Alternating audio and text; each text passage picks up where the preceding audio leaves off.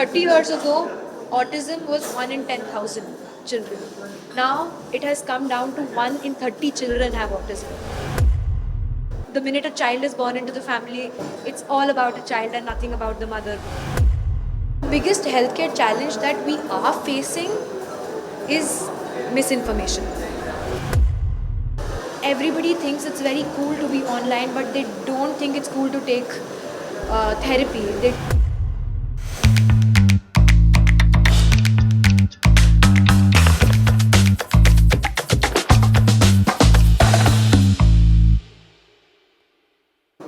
We have with us the Deputy COO of Odisha Television Network, Nitisha Mangat Panda. Welcome to OTV Next, ma'am. We are the Gen Z wing of OTV. Ma'am, how do you feel after today's Health Conclave 2026?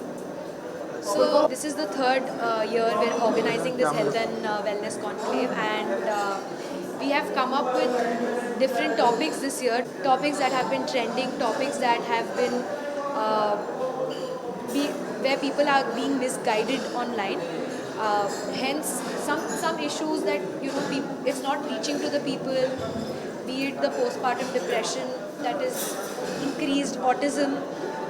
One very interesting data point that one of our doctors gave is 30 years ago, autism was 1 in 10,000 children. Now it has come down to 1 in 30 children have autism. And yet we are not talking about it.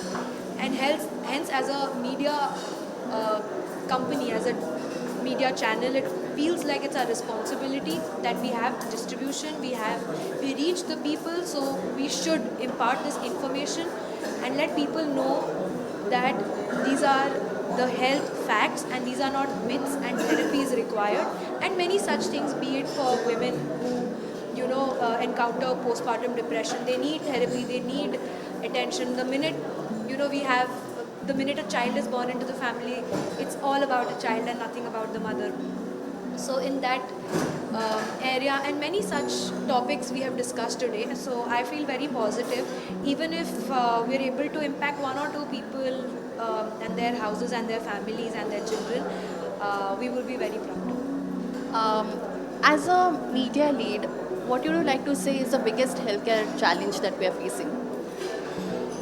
The biggest healthcare challenge that we are facing is misinformation, is not being well informed, not asking enough questions, not pushing to understand the science behind why what happens, and especially to ignore the advice given by either your doctors, either by medical professionals, or either by the community that you have to adhere.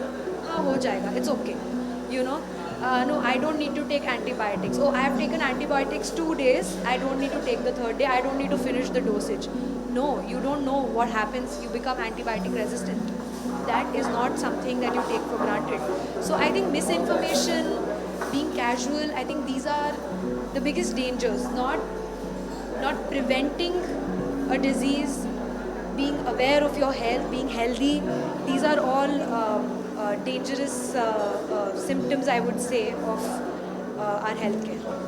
Ma'am, we are seeing a lot of today's generation, like we saw recently a case where a child committed suicide just because for an iPhone, and because of such news. And how do you think mental health is perceived by today's generation, the Gen Z especially, and what do you think is the role of OTV in that?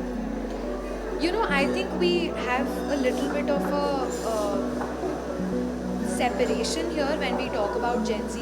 Lot of times when we talk about Gen Z, we think about all the people that are online coming up with these cool words, etc. But at the end of the day, India is a predominantly rural population where we're still struggling to educate our youngsters, and everybody thinks it's very cool to be online, but they don't think it's cool to take therapy. They don't think it's cool to,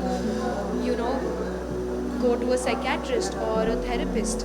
And while these are very cool terms to go to a therapist, psychiatrist, and this is very accessible in urban India, it is still not very accessible in rural India. And the case you're talking about is from rural India. right? Where this awareness is not there, where how much to control, what to control.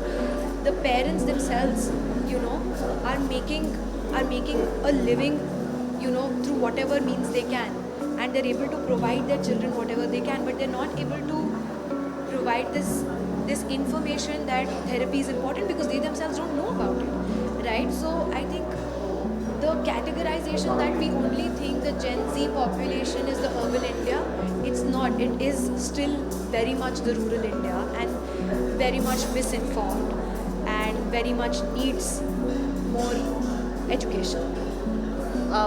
At last, my last question would be, where do you see the future of health and wellness conclave from 5 years from now? I think I see this growing bigger. I think I see this having more fruitful conversations. I think I would like to have more interactions with more audiences. I wish we are able to take this from just a half day event to day one, day two exhibition where we can probably have health checkups and understanding and seminars and question and answer rounds for many people, where the larger part of the audience can come and educate themselves more practically. I think that's the goal, but let's see where. It was an interesting conversation with you, ma'am. Thank you so much for the insight. Thank you so much.